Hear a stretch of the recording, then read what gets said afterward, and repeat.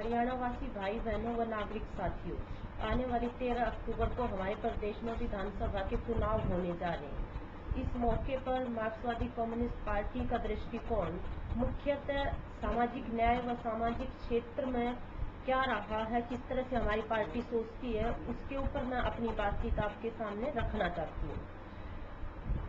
आमतौर पर हरियाणा की राजनीति में सामाजिक न्याय व सामाजिक क्षेत्र एक उपेक्षित क्षेत्र है, लेकिन हरियाणा के आम नागरिकों के मान सम्मान के लिए इसके गहरे मायने हैं। साथियों, सामाजिक न्याय की अवधारणा लोकतंत्र का अभिन्न हिस्सा है। हमारे संविधान में सभी नागरिकों के समान अधिकार की परिकल्पना है। इसका अर्थ यह है कि आर्थिक राजनीतिक अधिकारों के साथ सामाजिक जीवन में भी सभी तबकों को सम्मान पूर्वक जीने की परिस्थितियां मिले। यह तभी संभव है जब जाति, लिंग, धर्म, भाषा व क्षेत्र के आधार पर किसी के साथ भेदभाव न हो। अगर हमारे यहाँ अभी तक सत्ता में रही पार्टियों ने इस अवधारणा के साथ न्याय किया होता तो जाति प्रथा, लिंग भेद, छुआछूत, दहेज हत्या, पर्दा प्रथा आदि के खिलाफ जन जागरण व समाज सुधार के अभियान चलाए होते। असल में इस प्रक्रिया से ही हमारे प्रांत में नागरिक समाज का निर्माण होना था, लेकिन उनके द्वारा इस दायित्व का निर्वाह नहीं किया गया। आर्थिक विषमता के कारण गरीबों के साथ जो भेदभाव होता है, उसके अलावा दलितों, महिलाओं और भाषाई अल्पसंख्यकों, आदिवासियों व अनेक संप्रदायों के प्रति कुछ अतिरिक्त पूर्वाग्रह काम करते हैं। सदियों से खासकर दलितों और महिलाओं को जन्म से ही कमतर माना जाता रहा है। यह कमतरी शास्त्रों, पुराणों द्वारा समर्थित है। अनेक कर्मकांड इसे बनाए रखने का काम करते हैं। यही नहीं, हमारी सामाजिक संस्थाओं की बनावट इस गैर बराबरी का पुनर्उत्पादन करती रहती है। एक महिला या दलित को केवल महिला और दलित होने के कारण अनेक तरह के छुपे खुले भेदभाव और अपमान को सहना पड़ता है। इस सामाजिक भेदभाव, सामाजिक विषमता और सामाजिक उत्पीड़न के खिलाफ कोई मुहिम चलाने की बजाय हमारे यहाँ सत्ता में रही पार्टियों ने अपनी जन विरोधी राजनीति को आगे बढ़ाने के लिए इसका इस्तेमाल किया है। जातिवाद के खात्मे की बजाय राजनीतिक उद्देश्य के लिए जातियों को लामबंद करने की रणनीति ज्यादातर बुर्जुआ पार्टियों ने नंगे रूप में इस्तेमाल करनी शुरू कर दी है। प्रमुख राजनीतिक दल जात पात व इलाकावाद जैसी संकीर्ण भावनाएं भड़काकर जनता के गुस्से को अपने ओछे हितों के लिए भुनाने की राजनीति करते हैं। भाजपा तो और दो चंदे आगे जाते हुए हमेशा ही जाति धर्म के नाम पर लोगों को लड़वाते हुए नफरत के बीज बोती आई है।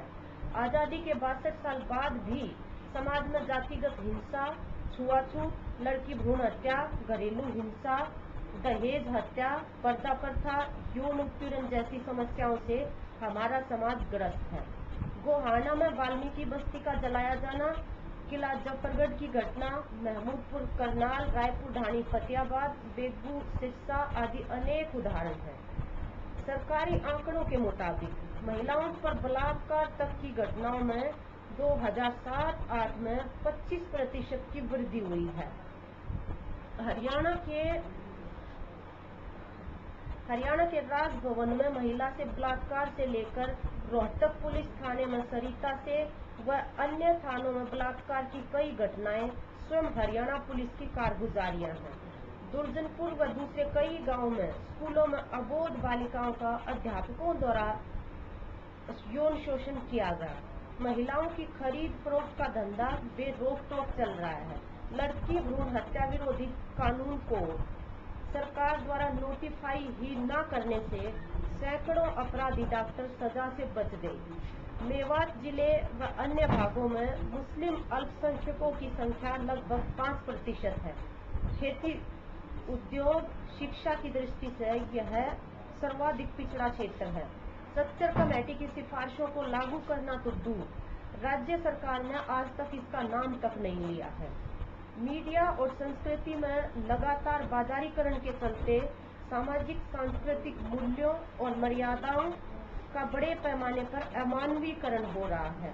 हकीकत यह है कि प्रांत में चली सरकारों की नीतियों व निरंकुश कार्य प्रणाली ने हरियाणा में महिलाओं व दलितों के प्रति हिंसक शक्तियों को संगठित होने की न केवल परिस्थितियां तैयार की हैं, बल्कि उन्हें फलने फूलने के भरपूर मौके दिए हैं।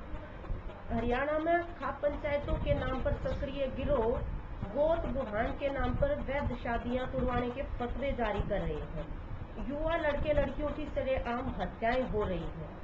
युवा ब्रिगेड सांसदों का दम भरने वाले कांग्रेसी सांसदों में इन हत्याओं की निंदा तक करने का नैतिक साहस नहीं है। वामपंथी दलों को छोड़कर अन्य बड़ी राजनीतिक पार्टियों द्वारा तुच्छ वोट की राजनीति करते हुए इस मुद्दे पर मक्कारीपूर्ण चुप्पी साधी जाती है। वह पर्दे के पीछे से संवैधानिक अधिकारों का अपहरण करने वाली इन ताकतों का साथ दिया जाता है।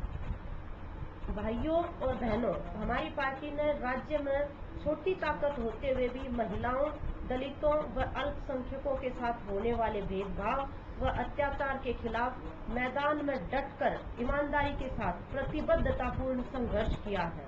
उनके संघर्षों में कंधे से कंधा मिलाकर उनका साथ दिया है। घरेलू हिंसा, स्वयं पंचायतों की फतवेबाजी, दलितों पर बंदी के खिलाफ संघर्ष में हमारे नेताओं ने अनेक जोखिम उठाए हैं। दलितों, महिलाओं, अल्पसंख्यकों की स्थिति पर स्टेटस रिपोर्ट तैयार करके जनमत को लामबंद करने की कोशिशें की है। गीत, गाने, पुस्तक लेखन, लाइब्रेरी संचालन, नाटक, सांग आदि के माध्यम से उनके हक में वातावरण निर्माण की मुहिम चलाई है। सामाजिक न्याय के सवाल को हमारी पार्टी टिकाऊ विकास और प्रभावी जनतंत्र के अभिन्न घटक के रूप में देखती है। वामपंथी दल धर्मनिरपेक्षता, जनतांत्रिक अधिकारों, नागरिक स्वतंत्रताओं से लैस समतामूलक व्यवस्था परिवर्तन के लिए प्रतिबद्ध है। दहेज, अंधविश्वास, रूढ़िवाद जैसी सामाजिक बुराइयों का खात्मा करने, वैज्ञानिक तथा तर्कसंगत शिक्षा और जनतांत्रिक मीडिया के माध्यम से साफ सुथरी जनसंस्कृति व उच्च आदर्शों के मान मूल्यों को मजबूत करने की दिशा में आंदोलन का निर्माण करने को हम वचनबद्ध हैं। हम जाति, धर्म, लिंग, इलाका, नस्ल आदि पर आधारित भेदभाव और छुआछूत को जड़ से मिटाना चाहते हैं। हमारा दृढ़ विश्वास है कि धर्म का मामला व्यक्ति का एक निजी मामला है।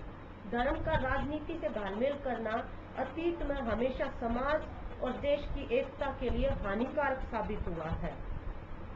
साथियों, मार्क्सवादी कम्युनिस्ट पार्टी ने नवजागरण का केंद्र रहे बंगाल जैसे राज्य में तमाम उतार चढ़ावों के बावजूद लगातार 37 साल सरकार चलाकर देश ही नहीं पूरी दुनिया में राजनीतिक प्रतिबद्धता की मिसाल कायम की है। केरल और त्रिपुरा में सीपीएम के नेतृत्व में चलने वाली सरकारों ने 100% शिक्षा व महिला पुरुष अनुपात में बराबरी के रिकॉर्ड बनाए हैं।